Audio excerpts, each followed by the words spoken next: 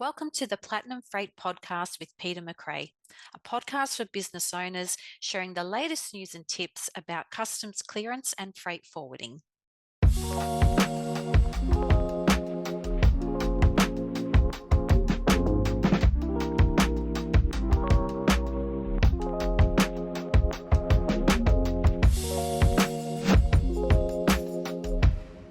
Welcome to episode 16 of the Platinum Freight Podcast with Peter McRae, Customs Broker. Today we're discussing importing to New Zealand via sea freight LCL or less than a container load. So Peter, let's start with an overview. What is sea freight LCL and how does it differ from other shipping methods like FCL or full container load?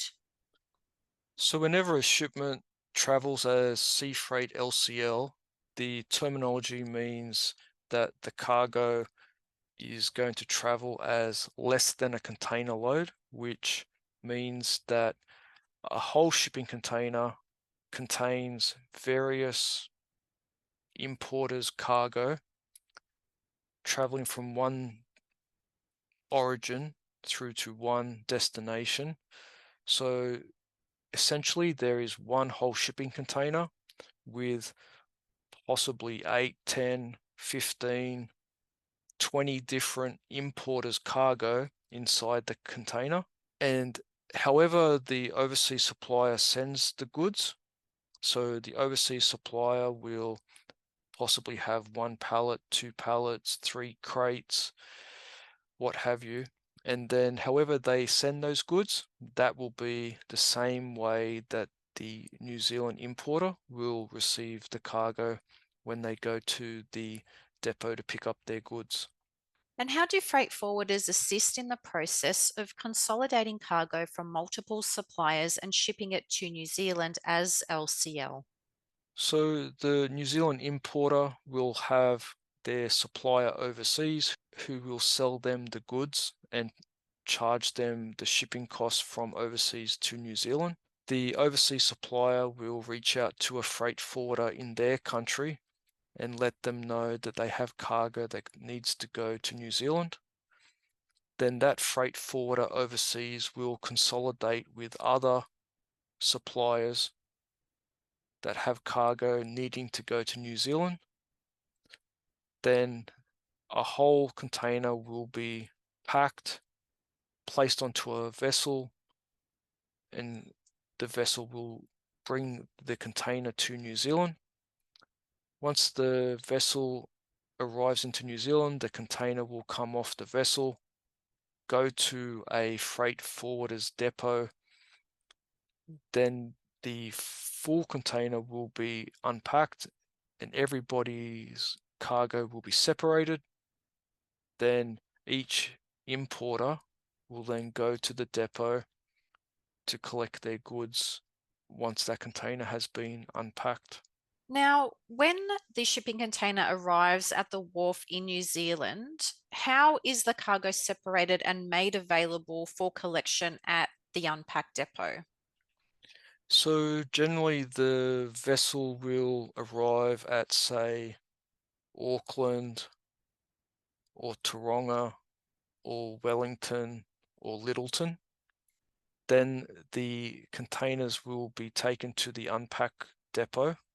Once they are at the unpack depot, the terminology is the once the goods are at the approved transitional facility or the ATF, the cargo will be inspected for any quarantine issues.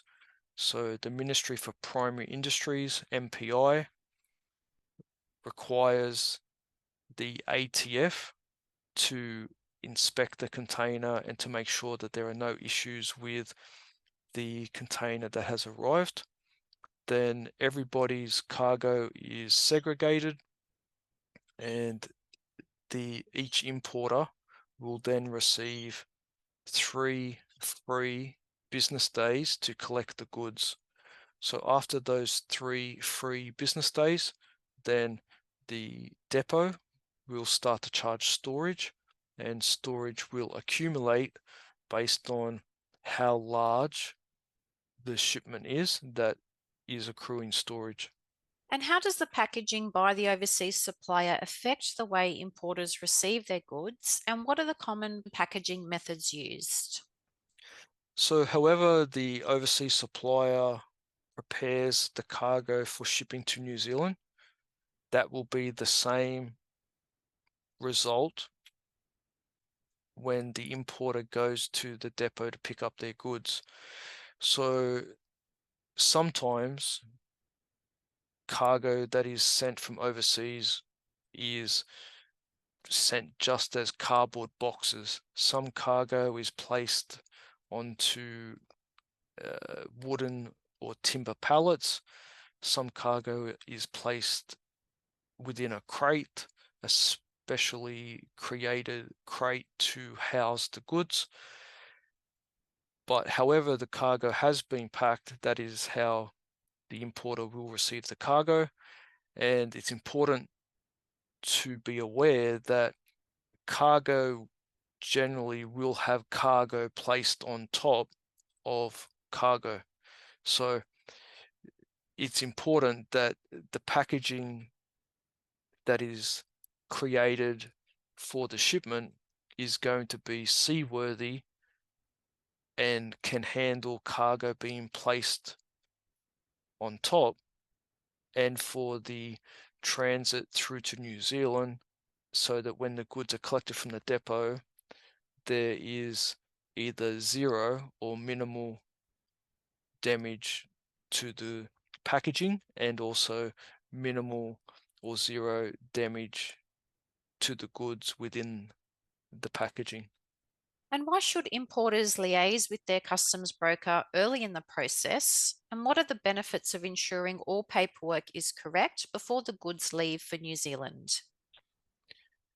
So our recommendation is always that if an importer, whether that importer is an individual or a business, when they are about to make a deposit on the goods from an overseas supplier, that they reach out to a New Zealand customs broker so that the New Zealand customs broker can communicate with the overseas supplier to let them know of the requirements that we need to meet to be able to customs clear the goods before the goods arrive into New Zealand. If, for example, we don't get notified that there is a shipment coming, and then if, for example, the cargo has arrived, and if, for example, the cargo may even be on storage, then it starts to create a problem because we have to work backwards quickly to be able to, one, get a New Zealand Customs Service importer code. Two, we have to submit the documents for processing. Three, we have a clock ticking about storage at the depot. And once storage starts, it's important to make sure that the storage clock stops. So it just puts extra pressure on all people, puts a pressure onto the importer, puts pressure onto the customs broker. So we always recommend that for an importer buys the goods, that they reach out to a customs broker to just make sure that everything is in order and that all the pieces of the puzzle can be put together before the cargo departs from overseas. And what is the New Zealand Customs Importer Code, and how can new importers obtain it using the NZCS 224 form? So every importer, whether that's an individual or a business with a NZBN, will need an importer code, and the application for an importer code can be completed by the importer themselves and then submitted to the NZCS, or if the importer is our client, then we would submit the NZCS 224 electronically, and we, in most cases, would receive an answer on the same day. And with all imports, this importer code is probably the most important piece of the puzzle to be able to make a customs clearance go smoothly. And what is the process for customs clearance for goods valued under 1,000 New Zealand dollars? And why is a customs broker still necessary, even if there are no taxes to pay? So when goods arrive into New Zealand, and if the goods are under 1,000 New Zealand dollars, there generally is no tax to pay. When the goods arrive by sea freight, LCL, and if the goods are under 1,000 New Zealand dollars, we recommend that the importer has a customs broker clear the goods so that the customs clearance can be processed quickly so that the importer can go and collect the goods from the depot. We understand that there's a fee for a customs broker to do a customs clearance, and we understand that if the goods are under 1,000 New Zealand dollars, that it may not be cost effective, but the cost of storage could outweigh the the, the benefit of using a customs broker to clear the goods. Now, what steps are involved in customs clearance for goods valued over 1,000 New Zealand dollars? And what are the key components of import duty, GST, and the import processing charge?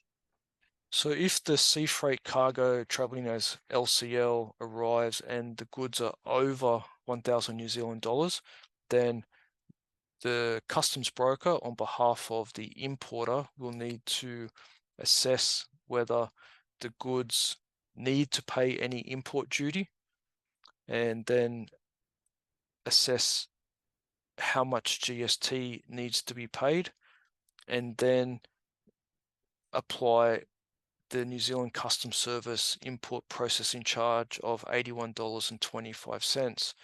So there are three fees that get paid to the New Zealand Customs Service. Depending on where the goods are coming from, some goods will not need to pay the import duty. They will just need to pay the import GST and the import processing charge. If the goods, for example, are traveling from China, most, if not all, of the goods should not be paying import duty. But again, the overseas supplier needs to provide a free trade certificate. So this is just one extra thing that if an importer has goods coming from China, it's important to make sure that there is a valid free trade certificate for the shipment so that the importer does not need to pay any import duty, and they'll just need to pay the import GST and the import processing charge and any port charges at the port that the goods are arriving into. And finally, can you share some tips or best practices for new importers to ensure a smooth process when importing goods to New Zealand via sea freight LCL, including the importance of insurance and early involvement of a customs broker? So it's important that a customs broker is involved early so that the customs broker can address issues like the importer code, can address issues of how will the goods be packaged from point A through to point B. We can ask the overseas supplier who is responsible for insuring the goods, and we can also discuss what will be the estimated destination port charges once the goods arrive. So the earlier that we are involved, then the sooner we can ask these questions, but it's difficult, if not impossible, to do a number of these things if the goods have already arrived into New Zealand. So it's impossible to insure goods that have already started the journey, and it's difficult to debate or discuss port charges that will be charged in New Zealand when the goods have already arrived. Thanks for sharing your insights and tips, Peter. Now, to learn more about customs clearance and freight management services, visit platinumfreight.co.nz.